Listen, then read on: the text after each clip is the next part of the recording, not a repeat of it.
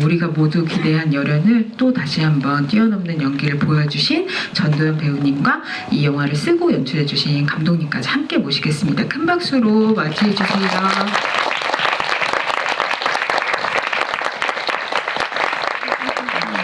박수를 다시 크게 한번.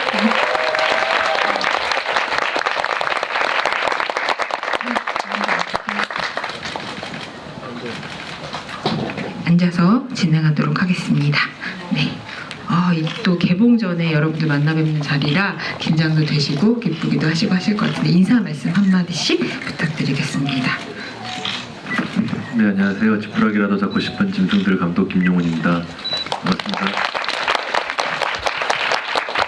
안녕하세요. 저는 지푸라기라도 잡고 싶은 짐승들에서 연역을 맡은 전도연입니다. 이렇게 날씨도 비도 오고 굿인데 이렇게 자리 가득 채워주셔서 너무 감사해요. 네, 고맙습니다. 진짜 네로라는 배우님들이 다 나오셔가지고 정말 예상치 못하는 연기를 보여주셔서 그에 대한 각자 느끼신 궁금한 점 있으실 거라고 생각하고 이따가 끝날 즈음에 제가 객석으로 마이크를 드릴 테니까 직접 두 분께 여쭤보실 수 있는 기회를 드리도록 하겠습니다. 제가 먼저 대표해서 몇 가지 궁금했던 걸 여쭤볼게요. 근데 지금 다들 머릿속에서 영화를 다 본 시점부터 관객분들이 다 여기 머릿속에 지금 다들 각자 퍼즐 맞추기를 막 하고 계실 것 같아요. 이게 왜 가장 이야기를 흥미로운 방식으로 전달하기 위해서 되게 동시다발적으로 여러 인물의 이야기가 흘러가는데 사실 시간 순서상으로 다시 한번 맞춰보게 되면 이 이야기가 누가 먼저 돼서 어떻게 되는 거지 하고 막 머리를 지금 굴리시고 있을 것 같거든요. 그래서 그 얘기를 좀 해봐야 될 것 같은데 간단하게 하면은 그렇게 정리가 되는 얘기죠. 예. 네. 근데 이게 영화상에서는 동시간대처럼 이제 구성이 앞부분에 돼 있고 또 그런 페이크들이 느껴지게끔 좀 돼 있다 보니까 좀 헷갈릴 수 있는 여지들이 있는 부분이 있는데 이제 좀 정리를 간단하게 하자면 그런 식으로 시간 구성이 되어 있는 이야기죠. 네, 그래서 저도 영화를 보면서 이게 시간 순서로 그렸다고 생각을 해보니까 오히려 지금처럼 돈가방이 진짜 누구 손에서 누구 손으로 스쳐가는지 그 얽히고 설킨 관계가 이 영화에서 되게 중요한 거잖아요. 그러니까 그걸 되게 동시다발적으로 보여주는 게 영화의 주제에 더 맞았겠다는 생각이 들었거든요. 그래서 여러분들도 그거에 대해서 각자 감상을 가지실 수 있을 것 같은데 배우님도 이 영화에서 연희가 등장하는 순간에 어떤 느낌이어야겠다 이런 생각하셨을 것 같은데 어떠세요? 사실 연희는 제가 시나리오를 읽을 때서부터 이미 너무 씬도 그렇고 캐릭터도 너무 강렬했기 때문에 조금 힘을 빼고서 조금 나른한 느낌으로 보이면 어떨까. 뭔가 오히려 보는 사람들이 더 긴장하게끔 그래서 좀 무언가를 더 하려고 하지 않고 오히려 조금 더 힘을 빼려고 했었어요. 아무것도 안 해도 연희는 연희처럼 보일 것 같았어요. 사실 다른 인물들은 여러 가지 스토리나 그 감정적인 것들이 많이 비춰지는데 연희는 사실은 감정보다는 어떤 행동으로 계속 연희가 보여지잖아요. 네. 그렇기 때문에 그냥 있는 그대로로만 해도 어떤 모습이어도 연희처럼 보일 것 같았었어요. 네. 말을 좀 잇자면 저도 네. 그날 되게 너무 인상적이었는데 사실 선배님이 그 촬영을 할 때 이제 무술 감독님이 이제 어떤 디렉션을 또 이제 때리는 장면이다 보니까 디렉션을 좀 주잖아요. 근데 선배님이 이거 어떻게 해 이렇게 하시더라고요. 성대모사 하신 거예요? 되게 이렇게 너무 걱정하시거나 이거 병도 처음 만져보시는 그런 느낌이셨어요. 병도 이게 설탕병이군 뭐 이런 느낌이었어요. 하여튼 재주가 있으시네요. 이렇게 되게 이걸 이렇게 무술 감독님도 시연을 했는데 이렇게 하라고요? 뭐 이렇게 약간 좀 이렇게 이런 거 처음 만져보시는 느낌으로 사실은 저는 좀 맨 처음에 생각을 들었었거든요. 근데 레디 액션하고 이제 슛이 딱 들어갔는데 바로 여러분들이 보신 그런 느낌으로 빡 나온 거예요. 첫 테이크예요? 네, 첫 테이크예요. 그래서 모든 스태프들과 저 역시도 그냥 헐 이런 느낌 있잖아요. 네. 근데 그 어떤 정적과 저도 그런 어떤 충격이 바로 오케이가 될 그런 느낌을 고스란히 관객한테 전달하고 싶더라고요. 그래서 그때는 바로 그 씬을 그 컷을 찍고 바로 오케이를 했었던 것 같아요. 그래서 와 무섭더라고요. 네, 그 처음 병을 지는 느낌에서 그런 그런 걸 딱 슛이 들어갔을 때 확 돌변하시는 그 모습을 보고 조심해야 되겠다라는 생각을 했었죠. 예. 정말요. 왜 이러세요? 감독님의 성대모사에 대해서 어떻게 생각하십니까? 우습다고 생각해요. 그리고 와 마이크 잡으니까 사람이 이렇게 돌변하는지 몰랐어요. 그럼 마이크 체제이시구나. 네. 오늘 그럼 멋진 활약을 기대해 보도록 하겠습니다. 근데 말씀하셨지만 사실 이 영화에서 그 인물들이 돈가방을 차지할 수 있는 어떤 능력치를 레벨로 표시한다면 저는 진짜 능력치로만 치면 연희가 정말 말씀하신 최상위 포식자인 것 같거든요. 근데 그 연희의 가장 큰 무기, 가장 큰 아이템이 다른 인물들은 다 절박함이라면 연희한테는 그 사람이 원하는 감정을 주고 보여주고 마음을 얻는 기술인 것 같았어요. 그래서 약간 카멜레온처럼 미란이 앞에서는 미란이가 원하는 사람이 돼주고 태영이 앞에서는 태영이 원하는 사람이 돼주잖아요. 근데 그게 너무 정말 딱 맞는 역할이다 이렇게 생각이 들었고 그런 의미에서 배우님이 그걸 연기하시는 데 있어서 되게 더 기대를 하면서 막 보게 된 점이었는데 그 연희가 그러면 미란이 앞에서와 태영이 앞에서의 모습이 조금씩 다르잖아요. 그걸 어떻게 생각하고 연기하셨는지. 근데 말씀하신 게 맞는 것 같아요. 연희는 상대방한테 원하는 걸 얻기 위해서 그 사람이 보고 싶어하는 모습을 보여주는 여자인 것 같았어요. 그래서 사실 저는 연기할 때 재밌었어요. 왜냐하면 제가 이 지푸라기라도 잡고 싶은 짐승들 전작들은 굉장히 이렇게 뭔가 액션보다는 좀 감정적으로 많은 것들을 표현해야 되는 역이었기 때문에 사실 좀 굉장히 힘들고 어렵기도 하고 고통스러웠었거든요. 근데 연희는 정말 그냥 쓰여진 그대로로만 해도 연희였기 때문에 사실 저는 연기할 때 굉장히 재밌게 했었어요. 그리고 어쨌든 사람의 마음을 잘 어떻게 해야 얻을 수 있는지 너무 잘 아는 사람인 거잖아요. 태영이도 그렇고 미란이도 그렇고.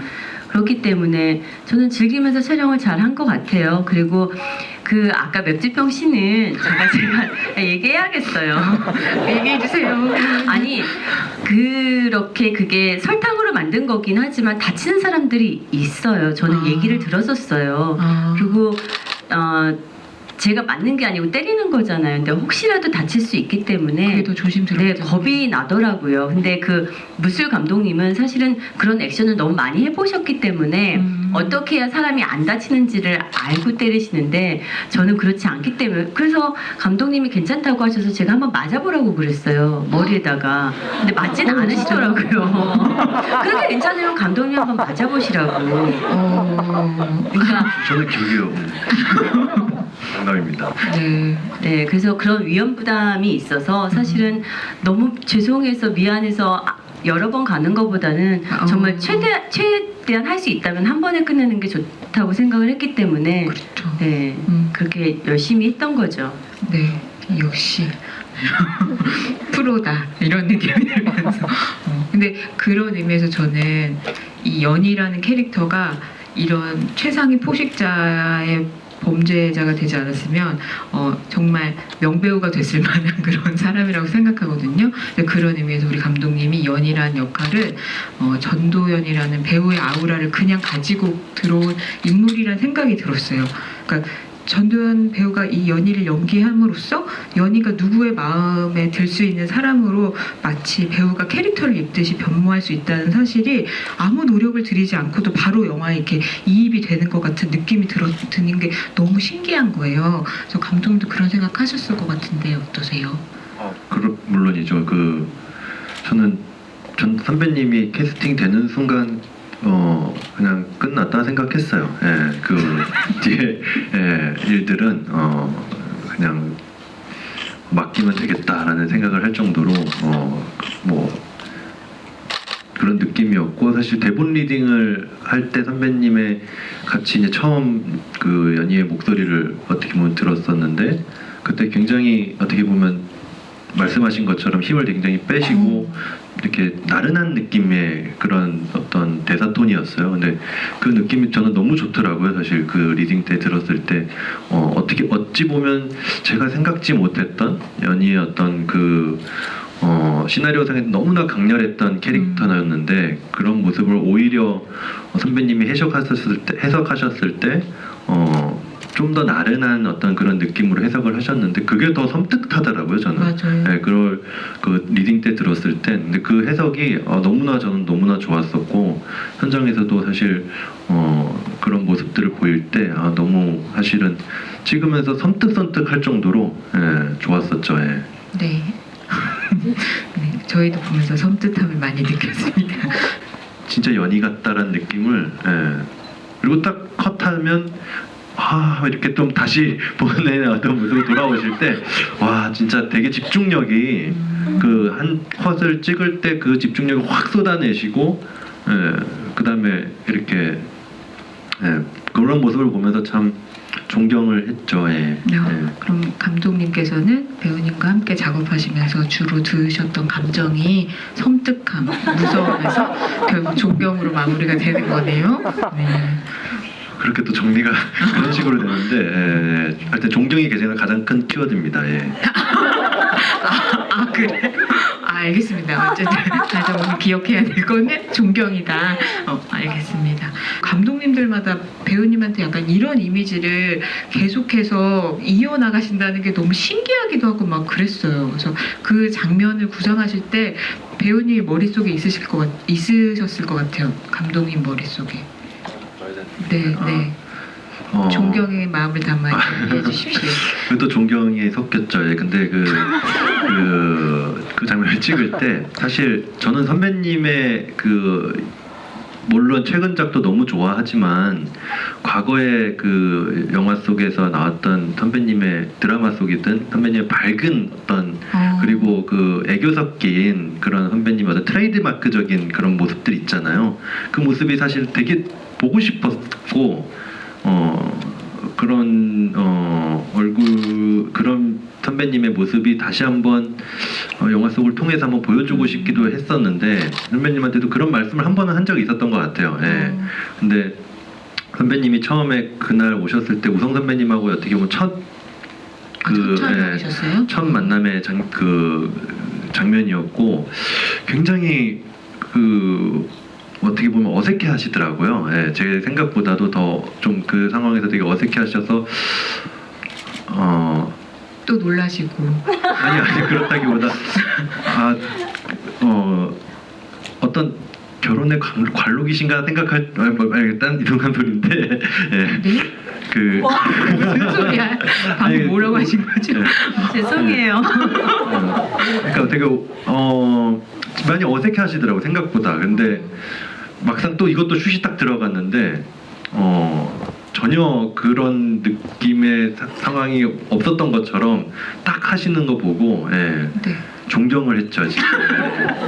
또 존경을 하는 느낌이었다. 아니 근데 그 씬이 제일 힘들었던 것 같아요. 진짜요? 네, 정우성 씨랑은 이제 친구이기도 하고 그래서 오다 가다가 어쨌든 보기는 했지만 촬영은 처음인데 현장에서 봤는데 너무 어색한 거예요. 연기하는 걸로는 처음 만나니까. 네. 근데 너무 이미 상황적으로는 서로에게 익숙한 그리고 너무 태영이를 잘 아는 연이였는데 사실 저도 그렇게 알고 있었어요. 되게 애교도 잘 부리고 되게 그렇게 러블리한 사랑스러운 모습들을 잘 나도 연기할 수 있어. 난 잘할 수 있어 라고 생각을 했었어요. 저도. 근데 안 한 지 너무 오래됐나 봐요. 그래서 무슨 말씀이지? 내가 그런 애교를 누군가한테 부릴 일이 없었던 거예요. 집에서조차도 안 하는 거를. 그런데 그거를 빤히 이제 정우성 씨가 태영이 보고 있고 제가 그거를 이러면서 하는데 너무 힘들더라고요. 진짜요? 네, 그래서 그 씬을 몇 번 갔었어요. 제가 계속 NG를 냈었어요. 다시 하겠다고. 제가 너무 어색해서. 왜냐면 저도 그렇지. 그 태영이란 캐릭터를 이제 시나리오로는 봤지만 정우성 씨가 어떻게 찍는지는 몰랐잖아요. 어떤 캐릭터인지는 어떻게 연기를 하는지는. 근데 그렇게까지 많은 것들을 내려놓고 연기를 하실 줄 몰랐던 거예요. 사실 저도 놀랐어요. 근데 그 태영을 보는 재미가 있더라고요. 맞아요. 연희랑 같이 있을 때 태영을 보는 재미가 있어서 사실 그 시간이 지나고 나서는 굉장히 즐거웠던 것 같아요. 네. 네, 저도 존경해요. 그럼 연예인으로. 근데 결국 그래서 돈가방이 도대체 누구한테 가는 거냐 이게 이제 영화를 쫓아가는 제1의 질문이 될 수밖에 없잖아요. 그래서 그게 이 영화가 주는 어떤 가장 중요한 이야기 이런 거일 수도 있다는 생각이 들었어요. 그래서 그걸 어떻게 생각하고 직접 각색도 하셨으니까. 사실 이 영화가 돈가방이 어쩌면 주인공일 수도 있다라는 생각을 했었어요. 왜냐면 돈가방이 어떻게 탄생했고 또 돈가방이 어떤 인물들을 이제 스쳐 지나가고 그다음에 그 돈가방이 이제 관객들에게도 어찌 보면 이런 돈가방이 지어졌을 때 어떤 선택을 할 것인지에 대한 어떤 그 질문으로 좀 마무리를 짓고 싶었던 부분이 좀 있었고요. 그런 부분에서 이제 그 돈가방에 얽히는 인간 군상들의 얘기들이 이 영화의 가장 핵심이라고 생각을 했었죠. 예. 그건 또 감독님이 관객분들과 함께 나누고 싶은 화두이시기도 한 거구나. 각자. 네, 그런 쪽으로 정리해 주시면 좋을 것 같습니다. 네, 관객분들에게 많은 정리를 요구하시는 그런 감독님이신 것 같습니다. 네. 보여줘야 될 모습에 집중하고 그게 진짜라고 믿는 그렇게 저는 생각을 하고 연기를 했어요. 근데 이게 되게 신기하게 들리는 게 뭐냐면 연희를 배우 같은 존재라고 놓고 보면 이게 연기를 잘하는 비결 중에 하나인가 이런 생각 그런 식으로 들리기도 하고 되게 재밌어요. 저는 진심이 있어요. 그럼요.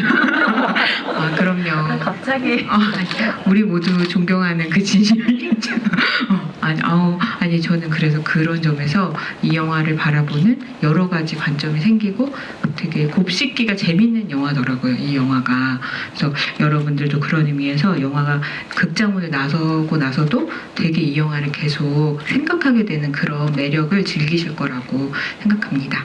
그러면 저희가 남은 시간 동안 여러분들께 질문을 받는 순서를 가지려고 하는데요.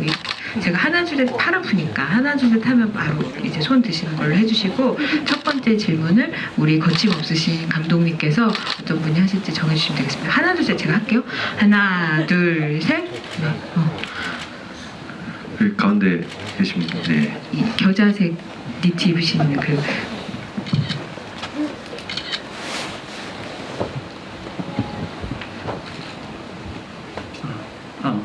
네, 감사합니다.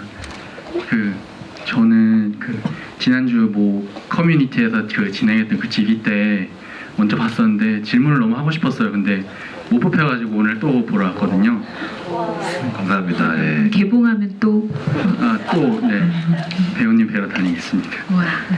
감독님께 질문을 드리고 싶은데 조명에 대해서 질문을 드리고 싶거든요. 보면은 시작부터 태영의 집안에는 빨간색 밖에서 유흥주점에서 들어오는 빨간 불빛이 계속 들어오고 예를 들어 미란 같은 경우는 주로 노란색 빛이 이렇게 들어오거든요.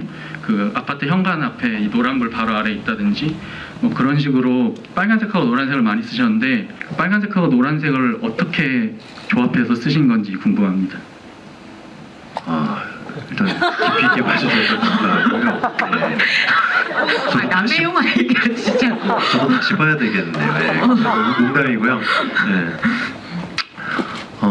사실 조명 감독님과 이제 촬영 감독님하고 의견을 나눌 때 라이팅 디자인을 각 인물마다 좀 다르게 하자라는 게 기본적인 방향이었어요. 그래서 물론 그런 어떤 점들이 흥미롭게 보셨을 수도 있겠지만 기본적인 설계는 인물마다 좀 다른 라이팅을 설계를 해보자. 그래서 연희 같은 경우는 화이트, 그리고 태영 같은 경우는 블루, 진태 같은 경우는 보라, 아니면 저 미랑 같은 경우는 약간 말씀하신 것처럼 주황과 어떤 노랑의 어떤 그런 사이의 어떤 색깔 그런 느낌으로 사실은 디자인을 처음에 설계를 크게 했었고 근데 또 각 인물마다 그 공간들이 사실은 또 그 중요하다 보니까 그리고 좀 장르적 어떤 색채들도 각 인물마다 좀 다르게 좀 가고 싶었던 부분이 좀 있어서 그런 부분에서 이제 태영 같은 경우는 좀 네온 사인에 가장 좀 묻어날 수 있는 왜냐면 태영이 그런 어떤 되게 고독하게 느껴질 것 같았어요. 그 네온 사인 안에서 그 집 앞에 있는 그 태영이 모습이 보여질 때 또 그런 어떤 계속 변화되는 그런 조명 속에서 되게 불안감이 또 심리적 불안감이 또 강화될 것 같다는 생각을 했었고 그런 차원으로 사실은 조명 디자인들을 좀 설계를 했었던 것 같아요. 예. 그래서 말씀하신 것처럼 빨강과 노랑의 중심으로 이렇게 하셨는데 저도 한번 다시 볼게요. 예. 그게 더 강렬히 하셨다게 느껴졌다는 거 보면 예. 네, 즐거운 관람 되시기 바라겠습니다. 네, 연차 관람하려고. 이것도 감독님이 대답하셔야 되거든. 너무 불안해요. 감독님 너무 모르셔가지고 제가 알면 대답해드리고 싶어요. 네, 불안불안한 자리가 계속되고 있습니다. 네. 좀 뉴스로 했을 때 재밌을 것 같다는 생각을 했어요. 나중에 이런 어떤 발견하는 재미? 예. 예상한 바다. 네, 제가 예상했던 딱 그런 네. 너무 정답 같은 질문을 해주셔서 감사합니다. 네, 그러면 모든 걸 예상하고 계신 감독님이 세 번째 질문자를 뽑아주시도록 하겠습니다. 하나, 둘, 셋. 네. 네. 저 가운데 핸드폰 들고 계신 네. 안경 끼신 분 말씀. 정장 입으신 분. 네. 네. 근데 이거 경쟁이 치열해지실 것 같은데 질문하시면 두 분의 친필 사인이 담긴 보도 자료 드리고 있어요 지금. 네, 또 다시 손 들어주시면 감독님께서 네, 저기 그 인형 노란 인형 드신 네. 저는 전도연 배우님이 이 영화에서 그 기억에 남는 장면 말고 약간 이제 영화 보면서 이 장면 내가 했는데도 너무 재밌다, 이 대사 너무 재밌다 이런 거 혹시 있는지 궁금합니다. 제가 봐도 너무 잘했다 뭐 이런 거요. 저는 태영하고의 신이 제일 재밌었어요. 너무 바쁘세요. 네, 아니 진짜 결국은 다 자기 역할에 너무 적격인 배우님들이 모여서 만든 영화가 아닌가 하는 게 영화를 보면서 그런 색다른 매력들이 막 튀어나와서 보는 재미가 있는 것 같습니다. 네, 그럼 다음 질문자를 네. 뒤로 한번 가볼까요? 네. 뒤로 가달라는 저기 하트? 네, 하트를 그 휴대폰 화면에 네. 해주신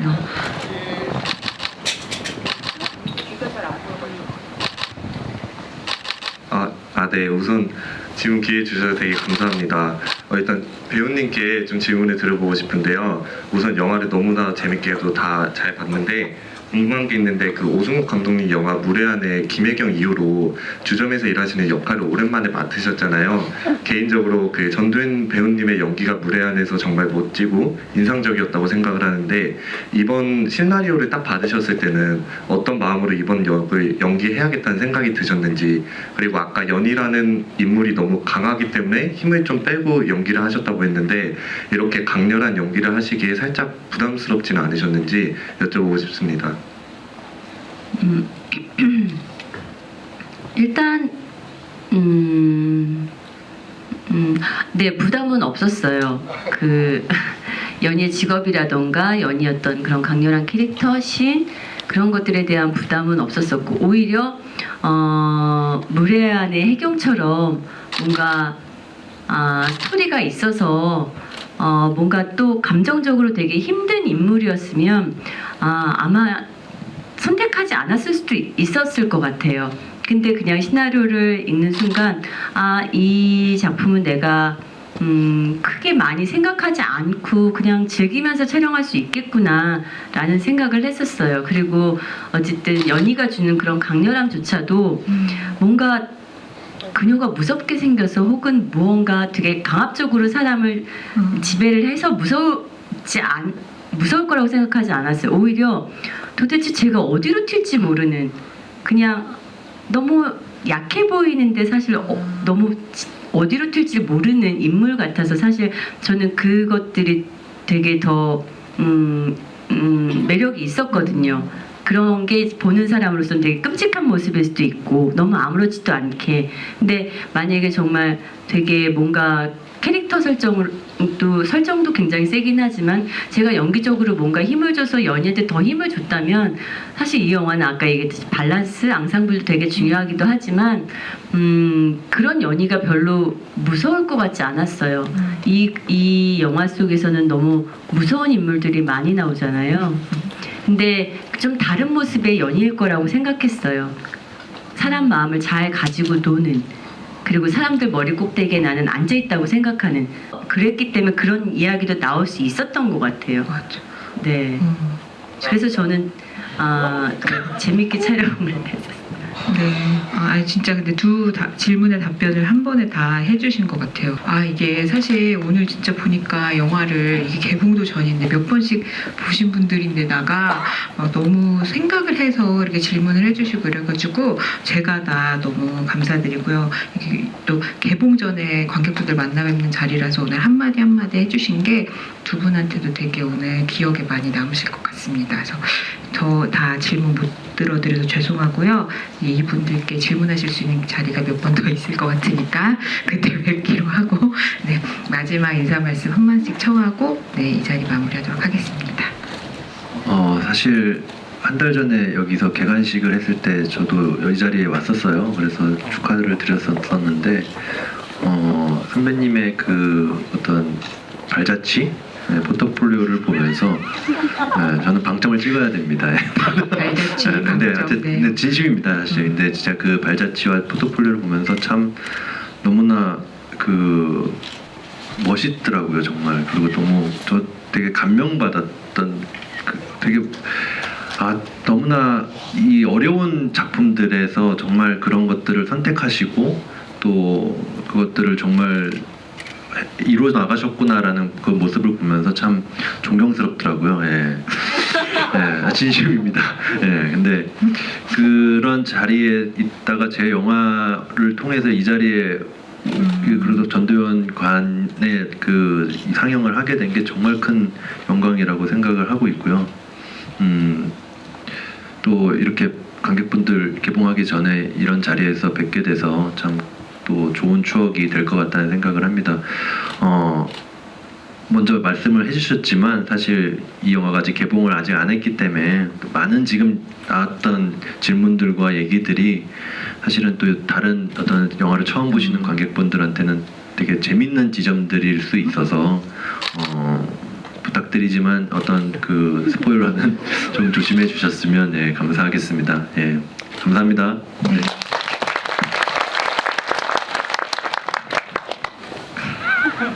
되게 재밌네요. 이렇게 감독님하고 둘이서 인터뷰해 본 적이 없어요.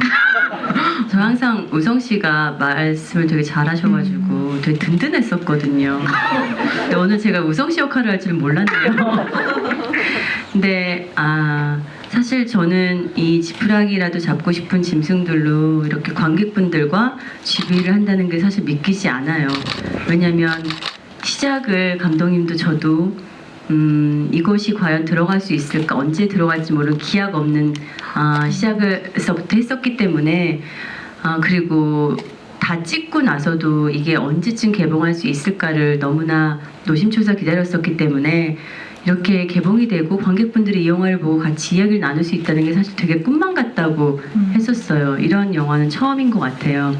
그리고 저는 되게 신인 감독님들하고 일을 굉장히 많이 했었어요. 어떻게 보면은 거의 제 필모의 한 80% 90% 네, 그랬는데 점점 저는 이제 시간이 지나고 저의 포트폴리오가 쌓여가고 그러면서 신인 감독님에 대한 시선이 예전 같지 않고 어떤 걱정들이 생기는 거예요.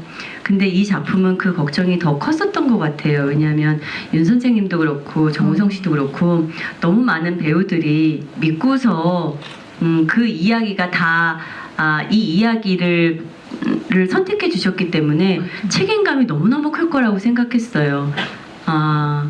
그래서 감독님이 잘 해주길 바랬고 그리고 걱정을 굉장히 많이 했었는데 영화를 보고 사실은 제가 현장을 갔을 때 저는 중간에 들어갔었는데 감독님이 굉장히 현장을 즐기고 있어서 어디 두고 보자 이랬었거든요.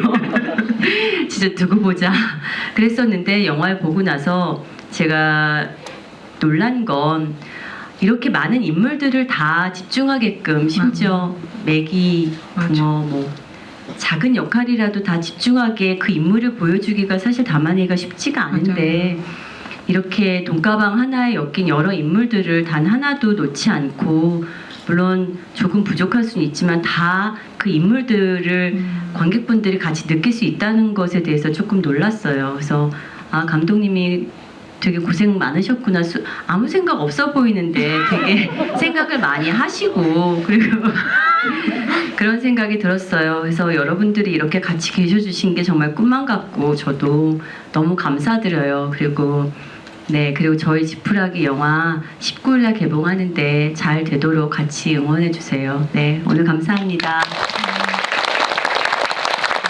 여러분들이 이 영화에 튼튼한 황금줄이 돼주시기를 믿고 개봉 때까지 이 영화의 스포일러는 지켜주시되 얼마나 재밌는 영화인지 입소문 많이 내주시기를 바라겠습니다. 그럼 일어나서 인사하고 퇴장하신 다음에 나가는 걸로 할게요. 네, 하나 둘 셋 할까요 제가? 네, 하나 둘. 정말 네, 어떻게 하시는지 지켜보도록 하겠습니다. 네, 하나 둘 셋 감사합니다.